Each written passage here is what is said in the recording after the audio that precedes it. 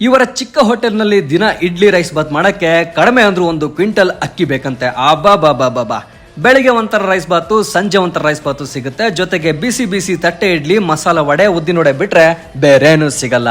ಗುರುಗಳೇ ನಮಸ್ತೆ, ಮತ್ತೊಮ್ಮೆ ಸ್ವಾಗತ ಸುಸ್ವಾಗತ. ಸಾಮಾನ್ಯವಾಗಿ ನೀವು ಬಿಡದಿ ತಟ್ಟೆ ಇಡ್ಲಿ ಕೇಳಿರ್ತೀರಾ, ಆದ್ರೆ ಕುಣಿಗಲ್ ತಟ್ಟೆ ಇಡ್ಲಿನ ಶುರು ಮಾಡಿದ್ದೆ ಇವರು. ಒಂದು ಚಿಕ್ಕ ಫುಡ್ ಕಾರ್ಟ್ ಇಂದ ಆರಂಭ ಮಾಡಿ ಇವತ್ತು ಬೆಂಗಳೂರಾದ್ಯಂತ 6 ಬ್ರಾಂಚ್ ಹೊಂದಿದ್ದಾರೆ. ಬೇರೆಯವರಿಗೆ ಫ್ರಾಂಚೈಸಿ ಬ್ರಾಂಚ್ ಅಂತ ಕೊಟ್ಟಿಲ್ಲ, ತಮ್ಮಲ್ಲೇ ಕೆಲಸ ಮಾಡೋ ಕೆಲಸಗಾರರನ್ನ ಓನರ್ ಆಗಿ ಮಾಡಿದ್ದಾರೆ. ಬೆಳಿಗ್ಗೆ ಮತ್ತು ಸಂಜೆ ಓಪನ್ ಇರೋ ಇವರ ಹೋಟೆಲ್ ಅಲ್ಲಿ ಗೀ ರೈಸ್, ವೆಜಿಟೇಬಲ್ ರೈಸ್ ಅಂತ ವಾರ ಪೂರ್ತಿ ದಿನ ಬೆಳಿಗ್ಗೆ ಮತ್ತು ಸಂಜೆ ಬೇರೆ ಬೇರೆ ರೈಸ್ ಬಾತ್ ಸಿಗುತ್ತೆ. ಬಿಸಿ ಬಿಸಿ ಕುಣಿಗಲ್ ತಟ್ಟೆ ಇಡ್ಲಿಗೆ 2 ತರ ಚಟ್ನಿ ಹಾಗೂ ಬೆಣ್ಣೆ ಹಾಕಿ ಕೊಡ್ತಾರೆ. ಟೇಸ್ಟ್ ಮಾತ್ರ ಬೆಂಕಿ ಗುರುಗಳೇ. ಇದರ ಜೊತೆ ಉದ್ದಿನ ವಡೆ ಮತ್ತು ಮಸಾಲ ವಡೆ ಸಿಗುತ್ತೆ. ಇವರ ಹೋಟೆಲ್ ನಲ್ಲಿ ಫ್ರಿಡ್ಜ್ ನ ಬಳಸಲ್ಲ, ಯಾಕಂದ್ರೆ ಸೊಪ್ಪು ತರಕಾರಿಯಿಂದ ಹಿಡಿದು ಅಕ್ಕಿವರೆಗೂ ದಿನ ಫ್ರೆಶ್ ಐಟಮ್ನೇ ತಂದು ರೆಡಿ ಮಾಡ್ತಾರೆ.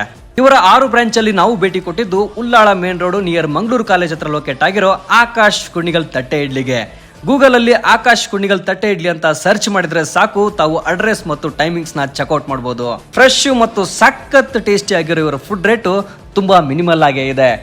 ಒಂದೊಳ್ಳೆ ರೈಸ್ ಬಾತು ಮತ್ತೆ ಬೆಣ್ಣೆ ಜೊತೆ ಬಿಸಿ ಬಿಸಿ ಕುಣಿಗಲ್ ತಟ್ಟೆ ಇಡ್ಲಿನ ಸವಿಬೇಕಂದ್ರೆ ಒಂದ್ಸಾರಿ ಆಕಾಶ್ ಕುಣಿಗಲ್ ತಟ್ಟೆ ಇಡ್ಲಿ ಹೋಟೆಲ್ಗೆ ಭೇಟಿ ಕೊಡಿ ಅಂತ ಹೇಳ್ತಾ ಧನ್ಯವಾದ.